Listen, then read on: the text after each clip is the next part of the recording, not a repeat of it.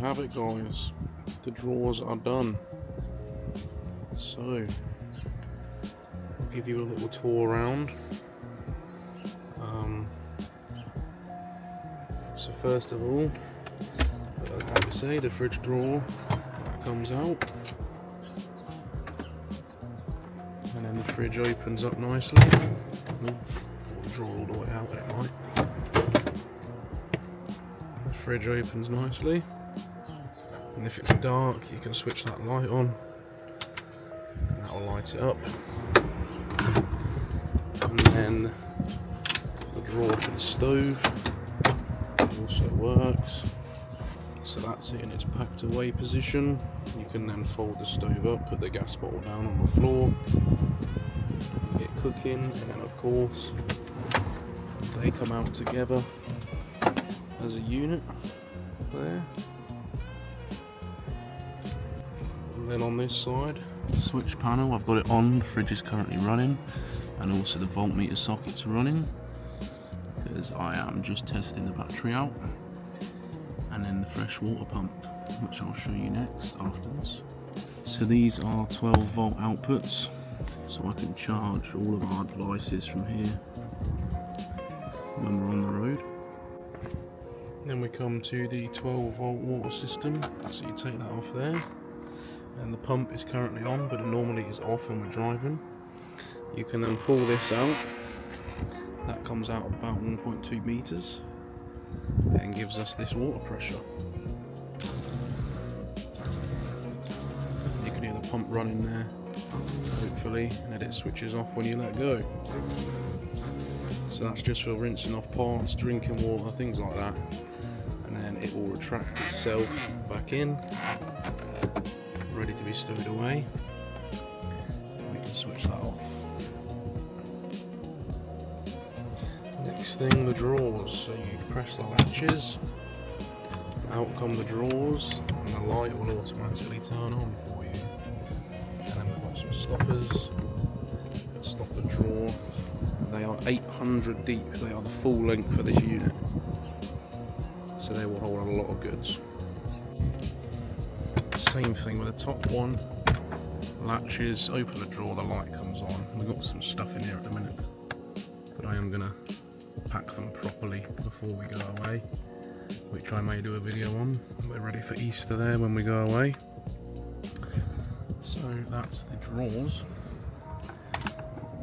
The only annoying thing is I put this mat in here. I added the non-slip mat just so when I put things on it they're not rattling around. But I put some on the top of this drawer to protect it because there was something stacked on top and it's stuck to it, so I've got to try and get that off if I can. Now what I've done for mounting is, I don't know if you can see down there, there's a yellow strap that runs all the way over the top, and then it runs down here, and that's ratcheted in. So these units aren't screwed together, but they are ratcheted in, and I mean they're going nowhere, they are solid. You'd have a difficult time getting them out quickly if you really needed to. So they are secure and going nowhere. Now I designed it this way because it maximises the storage compared to the old drawers. They only came to here and you had a lot of wasted space on top because you were constantly stacking things, and the cupboard was only accessible by a hatch. So this still gives you your room on top. Well, you know, you can put things in here. You can still access storage down the side of there. I can still get in this cubby here. This one a little bit more difficult, but that's only got like emergency supplies in, so, and I can still get to it via the door around the side. So just there, as you can see, if I take this blanket out the way and all the other crap out,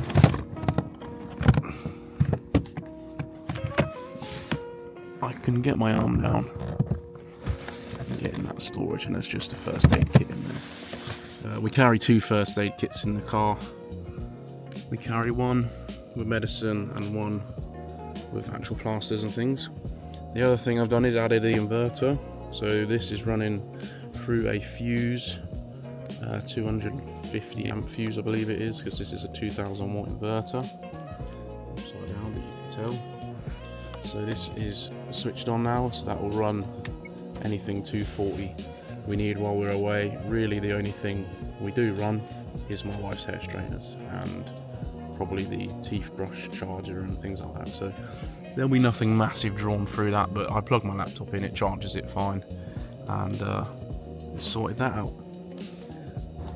So the water system runs from up there where that valve is, down here to one of these Halfords 20 litre water tanks.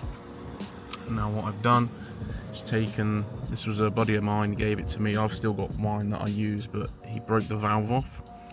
So I took the valve out and bought this like nipple adapter that threads straight into it. I put an O-ring on it and silicone just because it's going to be in the car moving around, I don't want it leaking.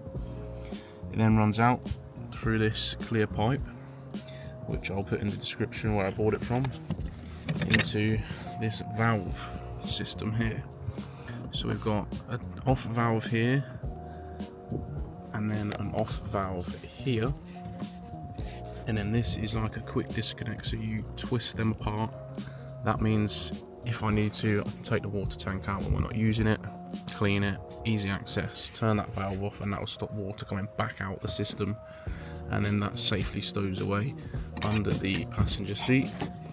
And then I use the car mat here just to hold the valves there out of the way. So that's the fresh water system and how that works. So that then obviously runs into the pump, which you've seen in the last video, under this drawer and out here to the tap spray. And then when we're not traveling, we turn the switch off like that and then depressurize the system, just so we're not driving under pressure. So if it ever does decide to leak, then it's not going to leak a major amount, and that gets stored back there. So the drawers run on the sliders really nicely. All the hardware is still going nicely. They handling, I mean, I sat on that drawer and it handled it fine. So it's going to be plenty for what we need. I purposely overrated the drawer runners because the last ones failed, so that's massively overrated now. So that is the drawer system for the new camping build, and I will show you some videos of it in action when we get out on our first trip. So if you have any questions, drop them in the comments, and thank you for watching.